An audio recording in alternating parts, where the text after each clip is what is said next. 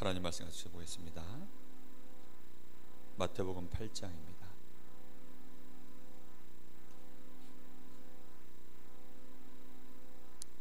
마태복음 8장 18절부터 22절까지 우리 다 같이 한 목소리로 합독하겠습니다.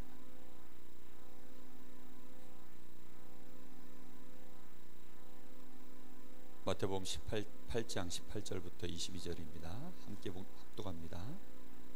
예수께서 무리가 자기를 에워싸는 것을 보시고 건너편으로 가기를 명하시니라. 한 서기관이 나와 예수께 아뢰되 선생님이 어디로 가시는지 저는 따르리이다. 예수께서 이르시되 여우도 굴이 있고 공중에서도 거처가 있으되 인자는 머리를 둘 곳이 없다 하시더라. 제자 중에 또 한 사람이 이르되 주여 내가 먼저 가서 내 아버지를 장사하게 허락하옵소서. 예수께서 이르시되 죽은 자들이 그들의 죽은 자들을 장사하게 하고 너는 나를 따르라 하시니라. 아멘.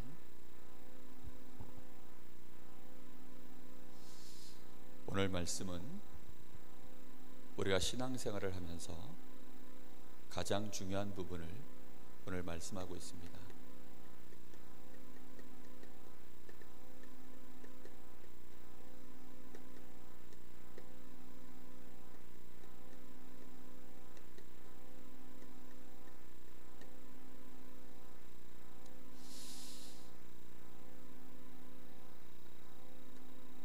지난주에 우리는 예수님께서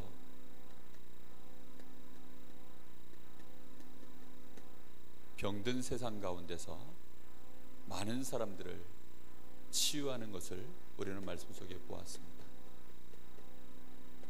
또 귀신을 내쫓는 주님의 이 권능을 통하여서 많은 병든 자들이 치유받는 것을 보았습니다. 그것 때문에 많은 무리들이 오늘 18절 말씀해 보니까 그 결과로 인하여서 예수께서 무리가 자기를 에워싸는 것을 보시고 이렇게 말씀합니다. 많은 무리들이 예수님을 따르게 되는 이런 일들이 벌어졌습니다. 우리가 신앙생활하면서 오늘 어떤 중심을 가지고 예수님을 에워싸는가, 예수님을 바라보는가는 정말 중요한 부분입니다. 대부분 사람들이 예수님을 바라보고 예수님을 쫓아가고 할 때 과연 예수님을 어떻게 알고 예수님을 따라가고 있는가, 거기에 대해서 정말로 점검해보고 생각해봐야 되거든요.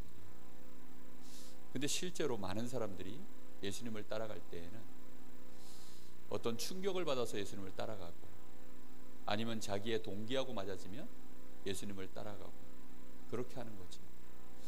예수님이 많은 기적을 일으키고 병든 자들을 일으켜 세우고 심지어 죽은 자까지 살려내고 이런 능력을 보이시니까 그걸 오히려 또 막 경계하고 오히려 반대하고 심지어 예수님을 대적하고 예수님을 핍박하고 이런 무리들도 있었습니다.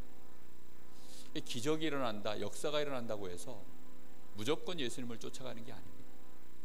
자기의 이익과 자기의 동기하고 맞아야 결국은 쫓아가는 것인데, 문제는 예수님을 쫓아가는 자들이 그러면 끝까지 예수님을 다 따라갔느냐. 거의 대다수의 사람들은 중도에 다 포기해버렸습니다. 마지막에는 예수님의 제자들까지도 결국은 도망을 가버렸습니다. 우리 다락방 처음에 유목사님 통해서 그 전도 역사가 일어나는 것 보고 많은 목회자들 또 많은 성도들이 이 다락방 운동에 합류해서 들어왔었죠. 그때 당시에 많은 성도들이 이 말씀 앞에 충격을 받았습니다. 그런데 충격을 받는 것이 문제가 아니고 결국은 내가 왜, 무엇 때문에 충격을 받았냐가 더 중요한 거거든요. 내가 어디에 충격을 받았냐. 결국은 내가 충격받은 게 문제가 아니라 무엇 때문에 내가 충격을 받았냐, 내 속에 무엇과 부딪혀가지고 충격이 됐느냐, 이 말이지. 결국은 그게 가장 중요합니다. 근데 많은 사람들이 충격은 받았는데 똑같은 충격을 받은 게 아니라 각자 다른 충격을 받은 겁니다. 오늘 우리는 말씀 속에서 그래서 생각을 좀 많이 해보셔야 됩니다. 신앙생활 하는 데 있어서 우리의 동기가 정말 중요합니다. 교회 나오는 사람들 중에는 가족 때문에 교회를 나오는 사람들이 많아요. 보통 이제 모태신앙, 렘넌트들 같은 경우에는 거의 부모님 때문에 교회를 나오고 있죠. 그렇게 교회 다니다가는 어느 날 이제 동기가 새롭게 갱신되지 않으면 결국은 신앙생활 자체가 굉장히 힘들어집니다. 또 많은 남편들이 아내가 하도 닥달을 하니까 교회 좀 가자 하니까 그렇게 교회 나왔다가 결국은 또 그만두는 경우들이 너무나도 많습니다. 우리의 동기를 봐야 되겠습니다. 요즘 시대가 하도 문제가 많으니까 자기가 해결할 수 없는 큰 문제에 부딪혔다가 그 문제를 세상의 힘으로 자신의 노력이나 방법으로 해결할 수 없다가 정말로 교회 나와가지고 예수 믿고 해결돼서 그렇게 신앙생활을 시작한 사람들이 많이 있습니다. 그러나 시작은 이렇게 했지만 동기가 여전히 문제 해결하는 것으로 그 동기가 계속 간다고 한다면 그 사람은 평생 하나님이 문제를 주셔야 돼요. 어쩔 수 없이 그 사람은요 계속 문제가 있어야만 예수를 믿으니까요. 그러나 우리의 동기가 이렇게 되어지면 안 되겠죠. 결국은 우리가 가지고 있는 이 동기가 뭐냐에 따라서 우리가 하나님 앞에 진짜 응답을 받느냐 못 받느냐 그걸 좌우합니다. 우리는 하나님이 나와 함께 하시는 이 축복을 실제로 내가 누리느냐 못 누리느냐, 하나님이 우리에게는 어마어마한 것들을 예비해 놓으셨는데 그 모든 것들을 내가 실제로 내 것으로 누릴 수 있느냐 없느냐를 좌우하는 것이 신앙생활의 동기. 결국은 하나님은 응답하실 때 응답의 시간표가 있잖아요. 하나님이 역사하시는 시간표가 있다니까요. 근데 그 역사하시는 시간표까지 내가 동기가 어떻게 돼 있냐에 따라서 거기까지 갈 수 있냐 없냐를 좌우합니다. 중도에 포기하는 사람들은 결국은 자기 계산하고 안 맞으면 포기해버리는 거예요. 얼마나 많은 사람들이 그런지 모릅니다. 강릉에는 큰 병원이 하나 있죠. 아산병원. 강릉 아산병원이 있습니다. 근데 저는 그 병원을 있는 건 알지만 안 갑니다. 왜 안 가죠? 갈 때는 둘 중에 하나예요. 병든 사람, 내가 아는 사람이 있어서 신방을 가든지 아니면 내가 아프든지, 둘 중에 하나 외에는 갈 일이 없어요. 우리가 정말로 동기가 맞아야만 이렇게 병원도 이벤트처럼 한번 갔다 말다 이제 이렇게 되는 거거든요. 우리의 동기가 지속적으로 주님과 동행하고 주님의 말씀을 따라가고 우리의 동기가 하나님이 나에게 축복할 수밖에 없는 그런 동기를 내가 만약에 가지고 있다면 그 사람에게는요 끊임없는 하나님의 역사와 응답이 진행되게 되어 있습니다. 오늘 그래서 이 부분은 너무나 중요한 부분입니다. 오늘 마침 예수님이 이제 큰 역사들을 이렇게 행하고 난 이후에 많은 무리들이 에워싸는 중에 서기관이 나오고 한 제자가 나와서 예수님과 대화하는 장면이 나옵니다. 이제 그 장면을 보니까 서기관이 나와가지고 지금 뭐라고 얘기합니까? 선생님이여, 주여라고도 안 하고 선생님이여 하면서 예수님께 자기 얘기를 하는 거예요. 여러분, 서기관은 굉장히 공무원으로 치면 고위 등급에 있는 사람입니다. 꽤 성공한 사람이에요. 이 사람은 바리새인들과 함께 그 흐름 속에 있는 사람들입니다. 그러니 이 사람이 얼마나 성공한 사람인지 몰라요. 그런데 지금 예수님을 가만히 바라보니까 이분이 굉장한 지금 일반 지금 자기가 걸어왔던 길하고는 다른, 이 사람을 쫓아가면 굉장히 자기가 성공할 수 있겠구나, 이분을 나의 스승으로 모시면 되겠구나, 뭔가 내가 노하우를 전수받을 수 있겠구나, 이런 생각을 하고 선생님이여 라고 얘기합니다. 예수님이 누군지를 잘 모르는 거죠. 그리고는 이제 내가 선생님이 어디로 가시든지 나는 끝까지 선생님을 따라가겠습니다. 그러니까 예수님이 이 사람의 동기를 너무나 잘 알고 예수님이 야 그래 네가 날 따라와 이렇게 말해야 될 것인데 전혀 다른 얘기를 하시죠. 여우도 쉴 만한 굴이 있어. 새들도 자기 쉴 곳이 있어. 근데 나는 머리 둘 곳조차도 없어. 근데 네가 날 따라올 수 있겠어? 예수님이 완전히 찬물을 끼얹어 버리고 있습니다. 이 서기관이 예수님을 끝까지 따라갔는지 안 따라갔는지는 알 수가 없어요. 그러나 분명한 것은 못 따라갔을 겁니다. 왜냐하면 그 사람한테 예수님이 하신 말씀을 보면 따라올 수 없는 사람이라는 걸 정확하게 알고 동기 자체를 꺾어버리는 거죠. 우리는 정말로 생각해 봐야 됩니다. 또 한 제자가 나와서 내 아버지가 지금 돌아가셨는데 내가 먼저 가서 장례를 좀 치르고 그러고 오면 안 되겠습니까? 그 뒤에 예수님 따라가면 안 되겠습니까? 이랬더니 예수님이 뭐라 그래요? 그거는 죽은 자들에게 맡기고 너는 나를 따라오너라 이렇게 얘기합니다. 여러분 그게 무슨 말입니까? 죽은 자들에게 죽은 자를 맡기고 너는 따라오라 이 말이에요. 그게 무슨 말이지요? 인생의 정말로 참된 가치, 살아있는 것 생명을 위하여 네 인생의 발걸음을 제대로 시작하라 이 말입니다. 우리는 정말 오늘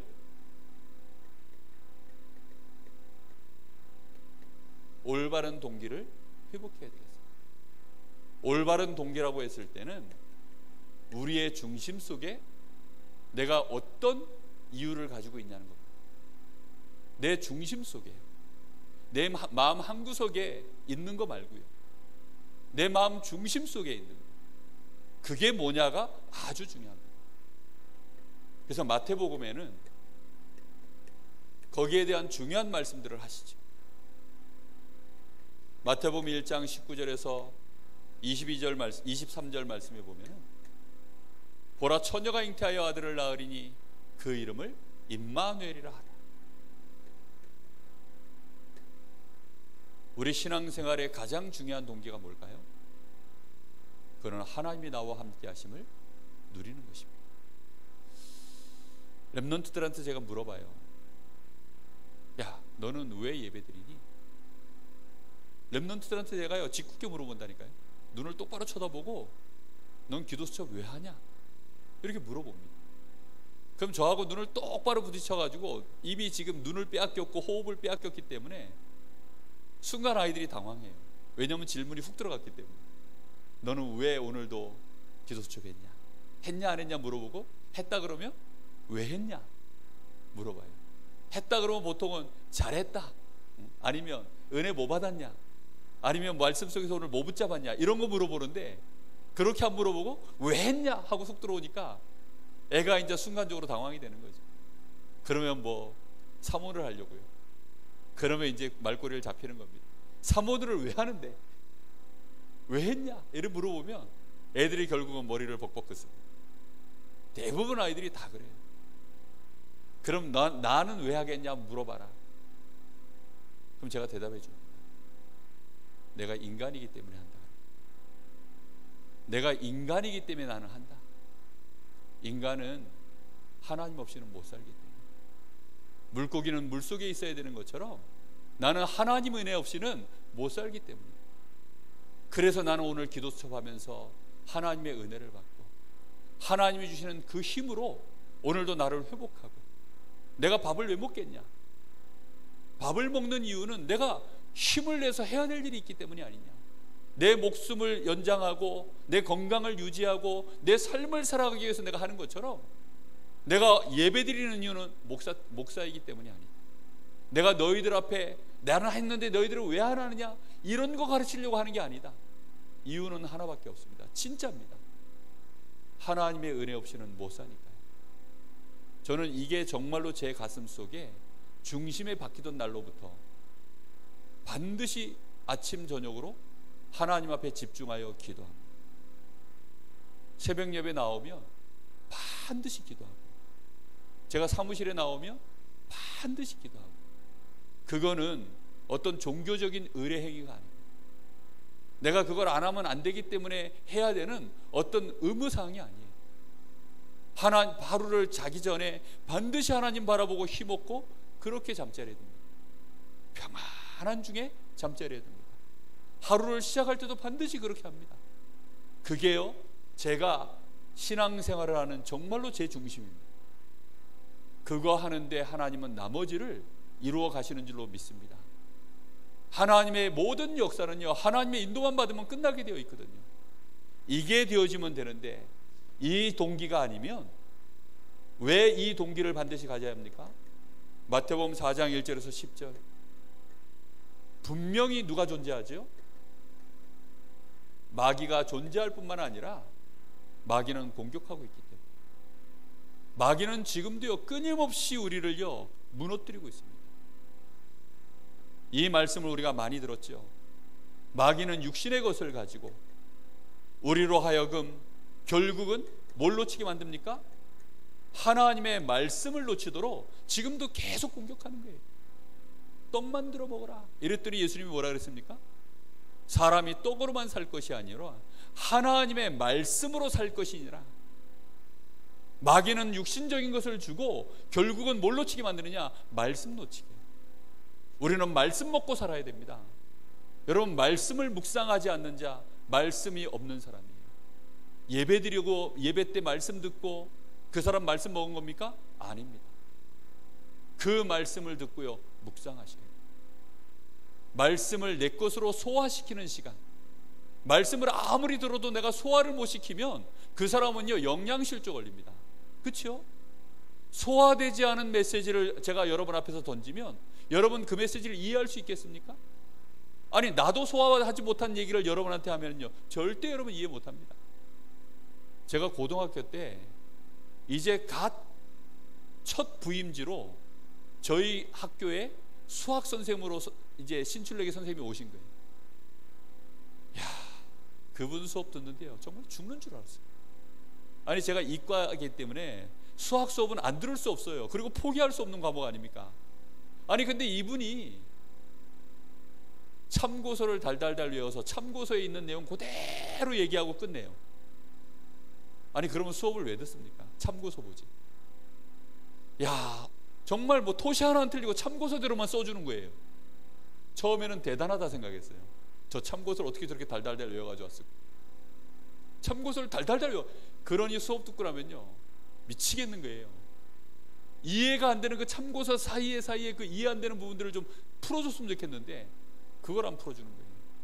그래가지고 공부 잘하는 친구 붙잡고, 야, 이거 좀 가르쳐줘. 선생님한테 배우는 게 아니라 그걸 이해한 친구한테 가서 물어봤다니까요. 여러분, 말씀을 놓친다는 것은요 내가 소화한 데 있으면 바로 놓쳐버려요. 여러분, 정말로 여러분 말씀을 묵상하십시오. 제가 어젯밤에도 강단 말씀 녹취본 다 꺼내들고요 그거 쭉 보면서 읽으면서 묵상하는데요 얼마나 은혜가 되고 힘이 나는지, 그러면서 세상을 보는 눈을요 다시 한번 보게 되어지고. 여러분, 말씀 놓치면 큰일 납니다. 정말로 하나님은 우리에게 이 말씀을 주길 원하는데 마귀는 말씀 놓치도록 공격합니다. 우리가 말씀 붙잡고 있어도 순간순간 우리가 살아나죠. 우리의 자존심, 이 명예심, 성전 꼭대기에 세워놓고 네가 뛰어내려 보라는 것입니다. 그러면 사람들이 너를 보고 높이 천사들이 와서 너를 붙들며 너를 높이지 않겠느냐? 네가 하나님처럼 되라는 겁니다. 꼭대기까지 우리를 올려놓고요 네가 하나님처럼 되라는 것입니다. 마귀가 하는 전략이 그렇습니다. 세상 천하 만국을 보여주고 네가 나에게 경배하면 이걸 다 주겠다. 성공을 보장합니다. 성공을 쫓아가다가 결국은 우리는 뭘 놓치죠? 예배를 놓쳐버립니다. 예배를 드리지만 세상에서 성공을 위하여 달려가던 사람은요 예배의 자리에 오지만 예배를 제대로 못 드립니다. 참 경배를 하나님 앞에 올바르게 못 드립니다. 마귀가 우리로 하여금 우리의 동기가 무엇인지 알고 있기 때문에 공격해 들어오는 것입니다. 그래서 예수님이 제자들을 불러놓고 이렇게 말씀하시죠. 마태복음 5장에서부터 7장까지 산상수훈을 통해서 중요한 말씀을 하십니다. 마태복음 5장에는 특히 무슨 얘기 하셨습니까? 우리의 심령에 대한 얘기들을 계속 하셨죠. 심령이 가난한 자가 복이. 정말로 복이 있는 심령에 대하여 예수님이 8가지를 쭉 얘기하셨습니다. 이 심령에 대한 공통적인 내용이 결국은 뭡니까? 하나님을 향할 수밖에 없는, 오직 하나님 은혜를 구할 수밖에 없는, 하나님의 계획을 붙잡을 수밖에 없는 그 심령, 그리스도 외에는 내 인생 안 된다라고 결론이 날 수밖에 없는 그 중심, 그게 복된 심령. 그리고 마태복음 6장에는 뭐에 대한 얘기를 하셨죠? 절대 염려하지 말고 기도해라. 무엇을 먹을까 마실까 그런 거 염려하지 말고 하나님의 나라를 구하는, 마태복음 6장 33절, 그의 나라와 그의 의만 구할 수밖에 없는 기도의 비밀을 말씀해 주셨죠. 여러분, 이런 것들은요, 올바른 우리의 중심 속에 딱 가지고 있지 않으면 사실상 기도를 회복할 수 없습니다. 그리고 중요한 것을 얘기하셨습니다. 중요한 인간관계에 대한 얘기도 하시면서 결국은 하나님의 이 말씀을 따라가는 자가 반석 위에 서는 인생이 되어진다. 말씀을 듣고도 실제로 따라가지 않는 자, 외식하는 자가 되지 마라. 네가 복음을 가졌으면 모든 사람 앞에 살리는 자가 되어야 되지, 비판하는 자가 되지 마라. 결단코 외식하지 마라. 그래야 반석 위에 세워지는 인생이 되어진다. 이런 축복들을 계속 말씀하셨습니다. 우리가 올바른 신앙생활을 어떻게 하면 되겠습니까? 올바른 신앙생활의 중요한 방법, 그 시작이 뭡니까?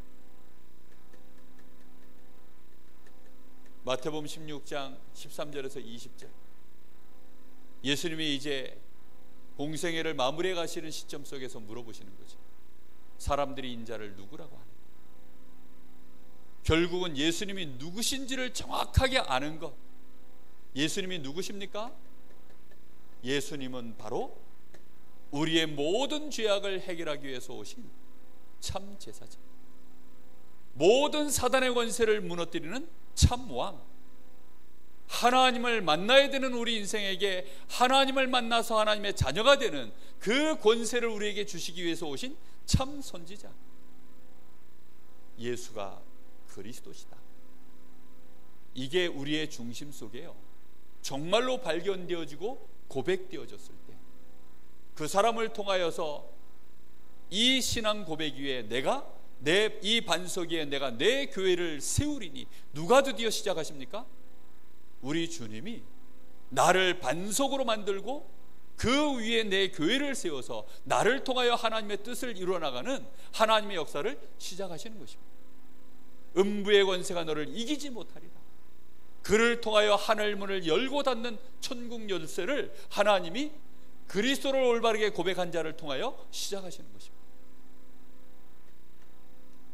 마태복음 17장 1절에서부터 9절, 우리의 신앙생활이 올바르게 진행되려고 하면 어떻게 합니까? 시작은 이렇게 하는데요, 올바르게 계속 진행되려고 하면 결국은 다 놔버리고 오직 뭐만 붙잡아야 됩니까? 오직 예수만 남았더라. 엘리야도 사라져야 합니다. 모세도 사라져야 합니다. 엘리야도 충분히 매력적이죠. 모세 얼마나 매력적입니까? 충분히 우리가 신앙생활을 해야 될 이유가 될 수 있습니다. 엘리야 정도의 능력이면 대단한 거 아닙니까?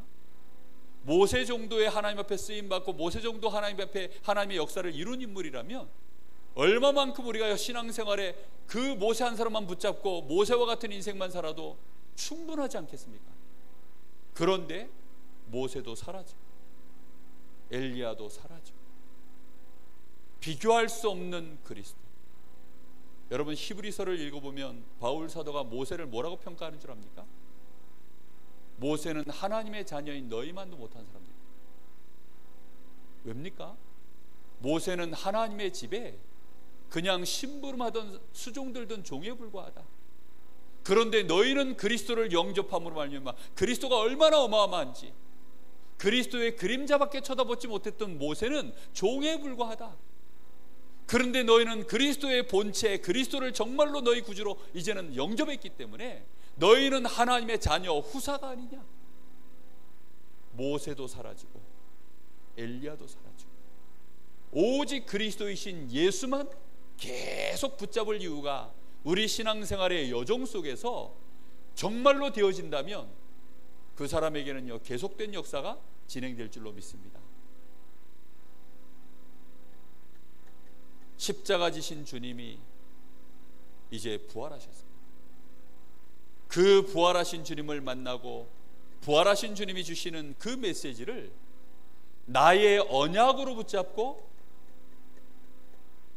기도하는 것, 이것 외에는 신앙생활의 방법이 없습니다. 하나님이 그리스도를 통하여서 우리에게 마지막 시간표에 주신 언약의 말씀 있지 않습니까? 마태복음 28장 16절에서 20절, 모든 족속으로 가서 제자를 삼아라. 아버지와 아들과 성령의 이름으로 세례를 주고 내가 분부한 모든 것들을 가르쳐 지키게 하라.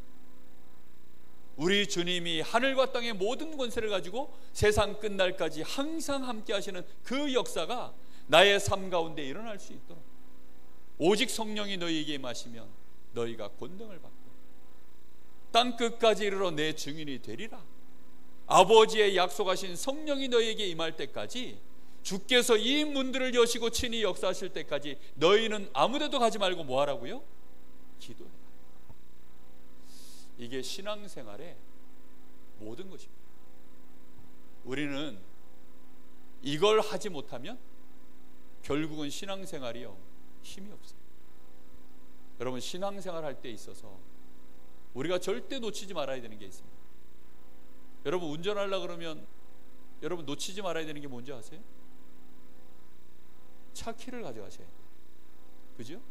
요즘은 버튼식이라 뭐 전자식이어가지고 차 키 없어도 되는가 보던데, 저는 아직까지 차 키가 있어야 됩니다. 반드시 차를 가져가셔야 돼요. 뭐 지문인식 방법이면 뭘 가져가셔야 됩니까? 손가락 반드시 가져가셔야 됩니다. 무슨 말인지 이해됐습니까? 손가락 반드시 가져가셔야 돼요.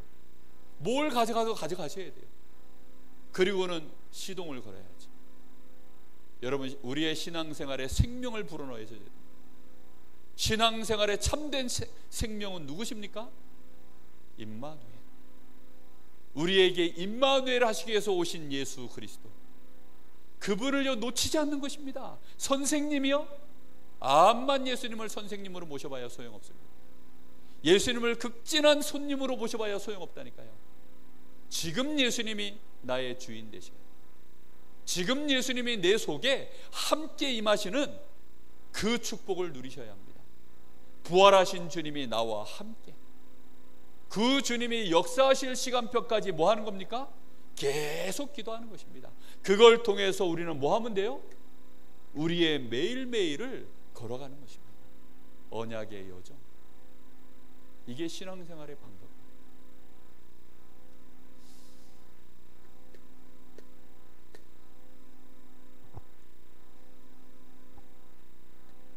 자, 오늘 말씀의 결론을 내리겠습니다.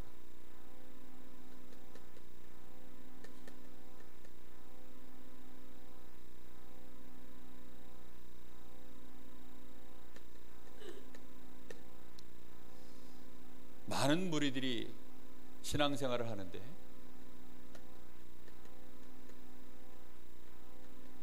정말 마구잡이로 신앙생활을 하는 사람들이 많습니다. 참 안타까운 일이죠. 저는 어려서부터 교회를 쭉 다녔어요. 거의 빼먹은 적이 없었던 것 같아요. 딱 중간에 시험 들어가지고 교회 형한테, 선배한테 한 대 맞아가지고, 그래가지고 형이 날 때려가지고 교회 선배 형이 절 팼어요. 세게 때린 것도 아닌데 그냥 그 한 방 맞고 삐져가지고 그 다음부터 교회를 안 나갔어요. 그래서 1년인가 2년인가를 참 지속적으로 안 나갔습니다. 교회를 다니면 지속으로 다니는데 안 나가는 것도 지속으로 안 나갔어요. 그 외에는 한 5살 때부터인가 하여튼 거의 교회를 안 빠졌던 것 같아요. 항상 교회 속에 그렇게 다녔습니다. 근데 정말로 신앙생활이 아니고 종교생활이었어요. 알지를 못했기 때문에. 그럼 대충 했느냐? 열심히 했습니다. 고등학교 2학년 때 성가대에서 베이스에 제가 베이스장, 파트장 맡았어요. 얼마나 열심히 했는지 우리 원석이 형제는 베이스 파트장 하세요 그러더라고요.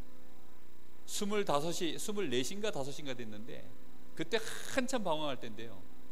교회에서 얼마나 열심히 했든지 24살, 5살밖에 안 된 저를 목사님이 집사를 시키더라고요. 서리 집사.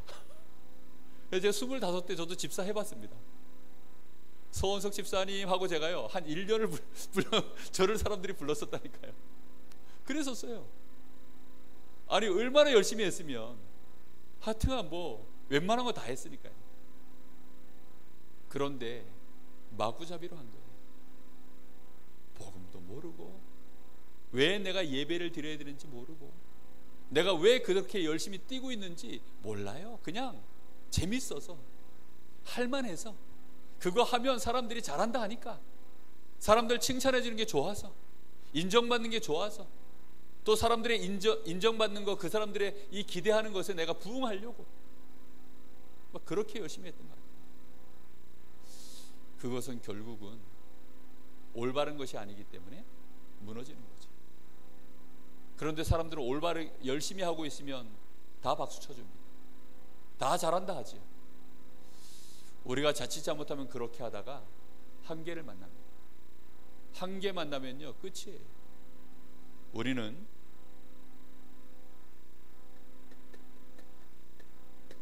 확실한 증거를 붙잡고 신앙생활을 해야 됩니다. 성경 66권을 통해서 도대체 뭐가 올바른 신앙이냐? 우리는 교회사를 통해서 도대체 뭐가 올바른 신앙생활이냐? 우리는 신학적으로 성경적으로 이 시대적으로 다 따져봐야 됩니다. 그래서 정말로 뭐가 올바른 신앙생활이냐? 저는 처음 복음 딱 들었을 때요 3년 동안 이거 확인했어요. 전도신학원 다니면서 목사님들 주시는 그 말씀 듣고요 그냥 은혜 받고 끝나지 않았어요. 성경 다 확인해보고 제가 볼 수 있는 주석이 있으면 주석 찾아가지고 체크해보고 역사적인 인물들 얘기하면 인물들 얘기 다 찾아보고요 제 나름대로요 몸부림쳤어요. 특히 막 미국이라는 나라를 하나님이 어떻게 축복하셨다 그런 얘기 나오면요 미국을 정말로 하나님이 어떻게 축복하셨는지 그 건국사 막 찾아가지고요 막 미국의 건국사 유럽의 막 그 나라들이 힘없고 무너지고 그런 역사의 흐름들을요 막 찾아봤습니다. 저는 정말 역사 과목 안 좋아했거든요. 왜냐하면 과거의 일들이니까 관심사가 아니었어요. 저의 관심사는 오늘 지금 이거지 과거는 관심이 없어가지고요 막 너무 싫더라고요. 그런데요 증거를 찾으려고 막 뒤지다 보니까 얼마나 저한테는 중요한 것들이 됐는지 저는 성경을요 증거 잡으려고 어느 날 제 마음속에요 절대로 흔들리지 않는 증거를 붙잡는 봤습니다. 그 뒤로는 이 확신 가지고 살아가는데요 한 번도 흔들린 적이 없어요. 저는 내가 인간이다. 인간은 반드시 하나님 만나야 된다. 그게 진짜냐 아니냐, 인간이 영적 존재가 맞냐 아니냐, 사단이 있냐 없냐, 정말로 하나님 살아계시냐, 그리스도가 정말로 그 사이에 모든 문제 해결자 맞냐, 그거 정말로 확인했습니다. 그리고 어느 날 증거를 가졌습니다. 그 뒤로는요 한 번도 안 흔들렸다니까. 증거를 확실히 붙잡게 되기를 예수님의 이름으로 축복합니다. 여러분, 그래서 이 증거를 갖다가 여러분이 정말로 그리스도로 말미암아 내 인생에 답을 얻어냈다. 그 답이 어느 날 나에게 응답으로 왔다. 여기까지 오면 그 사람은 완전 승리하게 됩니다. 내가 그리스도로 답을 얻었는데 그게 드디어 나에게 응답이 되어지면 그 사람은 이것을 다른 사람에게 뭘로 주기 시작합니까? 해답으로 전달해 줄 수 있는 사람이 되어져. 이 사람을 보고 증인이라고 하죠. 여러분, 신앙생활은 다른 게 아닙니다. 마구잡이로 열심히 뛰는 게 아니라 확실한 증거를 붙잡으셔야 돼요. 내가 왜 오늘도 교회를 가야 되냐? 내가 왜 오늘도 예배를 드려야 되냐? 내가 왜 오늘도 기도를 해야 되냐? 저는 증거가 있기 때문에 합니다. 이제는요, 그 증거가 너무 확실하기 때문에 그 흐름이 저에게는요, 제 삶을 지배하게 되어졌어요. 안 할 수가 없죠. 너무나 감사한 겁니다. 저는요, 아픈 사람들 위해서 전화해서 기도해 줍니다. 만나면요, 그분들 위해서요, 기도해 줍니다. 왜 기도해 주느냐? 확실한 증거를 붙잡고 있기 때문에, 내 능력이 아니라는 거 알고 있기 때문에. 이 사람에게 지금 뭐가 필요하다는 겁니까? 이 사람 낫고 안 낫고는 두 번째, 하나님의 은혜가 필요하다는 거 아닙니까? 하나님의 역사가 필요하다는 거 아닐까요? 그리스도는 실제로 우리 문제를 해결하신 분이기 때문에 그리스도를 이 사람이 붙잡을 수만 있다면 그때부터 문제는 끝나니까. 그래서 그 증거를 확실히 붙잡고 그 증거가 이제는 저에게 응답이 되어졌고 그걸 해답으로 전달하는 생애를 살아가는 것입니다. 그것 외에는 할 일이 없어요. 우리는 신앙생활 다른 거 아닙니다. 내가 예수 믿을 이유 확실히 붙잡고 그 예수가 살아계셔서 나와 함께 하시는 증거를 가지고 나를 만나는 자 내 눈으로 보고 그들에게 이 예수가 필요함을 증거해주고 말해주고 이 사람 증거 나올 때까지 함께 가지고 그 중에 제자 세우고 렘넌트 세우고 함께 원네스에서 전도운동 선교운동하고 이게 신앙생활의 다 아니겠습니까? 왜 굳이 교회를 모아야 됩니까? 왜 가정을 이뤄야 됩니까? 함께 원네스에서 가야만 할 수 있는 일이니까요. 그래서 정말로 이런 축복이 저와 여러분에게 올바른 중심의 동기를 가지고 원네스할 이유도 나와줘서 여러분 정말로 교회를 사랑하고 주님이 세우신 교회를 섬기고 내가 거기에 직분 맡은 자로서 나의 동기도 올바르게 회복되어지고 정말로 많은 헌신들을 내가 해나가도 그게 너무나 감사하고 당연한 것이고 그런 중에 주님이 나와 함께 하시는 역사를 가지고 하나님이 나를 존귀하게 세워가시는 이 지역 살리는 한 나라와 시대를 살리는 그런 축복된 힘 있는 전도자의 생애를 걸어갈 수 있게 되기를 예수님의 이름으로 축복합니다. 기도하겠습니다. 우리 잠시 함께 기도합니다. 하나님, 오늘 나는 확실한 증거 가지고 있습니까? 나는 너무나 많은 말씀을 듣고 이런저런 내 인생의 경험이 있어서 혹시라도 내가 무뎌져 있거나 아니면 내 중심에서 비껴나 있거나 아니면 나도 모르게 힘이 빠져 있거나 나의 영적인 상태가 주를 바라볼 수 없는 황폐된 상태에 있거나 혹시 하나님 그렇다면 오늘 이 시간 하나님 나를 치유하시고 나를 회복시켜 주시옵소서. 우리 간절한 마음으로 잠시 같이 기도합니다. 하나님 감사합니다. 오늘도 하나님 말씀을 통하여서 우리를 향한 주의 음성을 듣게 하시니 감사합니다. 오늘 우리 사랑하는 귀한 성도들 한 사람도 빠짐없이 주님을 향하여 우리의 신앙의 동기를 올바르게 회복하는 시간 될 수 있도록 주님 역사하여 주시옵소서.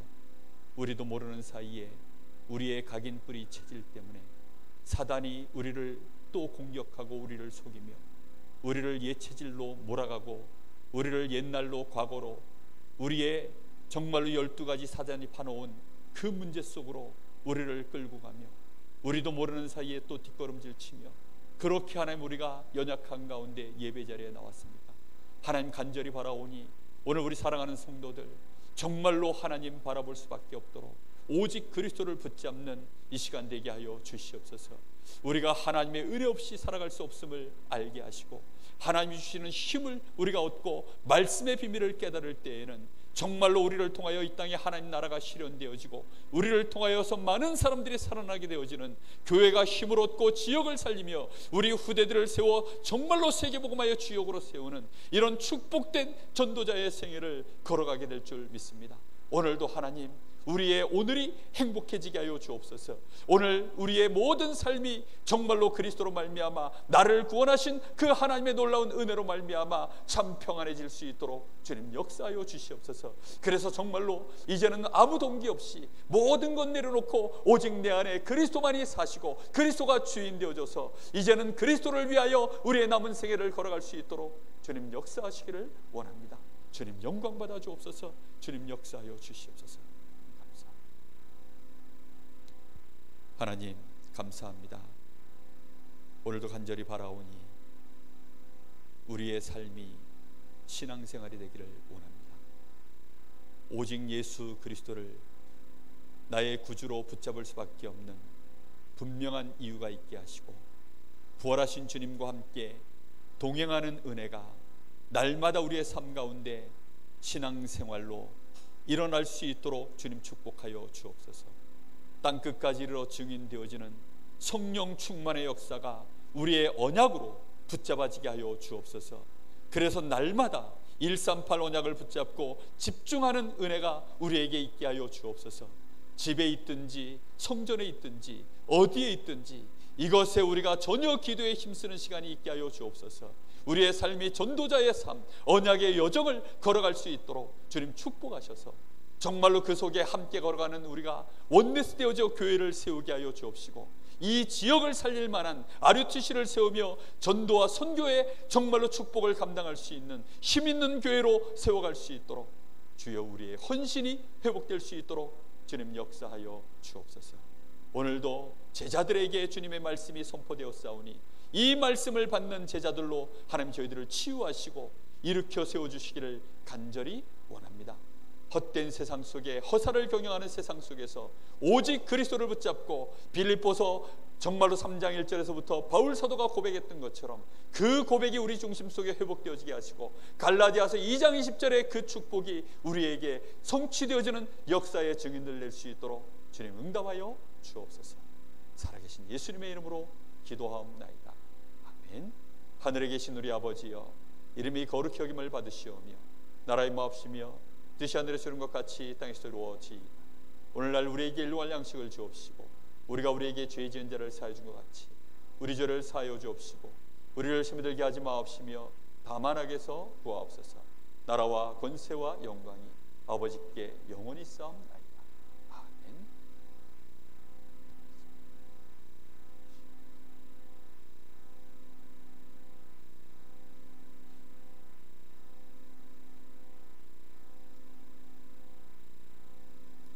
광고 드리겠습니다. 오늘 교회 청소가 있고요. 8월 30일에는 그 대관령 힐클라임 대회가 있습니다. 우리 김동우 장로님이 거기에 대표로 수고하고 계시는데요. 정말로 복음 문화가 회복되어지고 요즘은 보니까 그 다민족들도 외국인들도 참여를 심심찮게 하더라고요. 그래서 중요한 또 전도와 선교에 문이 될 수 있는 시간과 될 수 있도록 여러분이 기도해 주시면 좋겠습니다.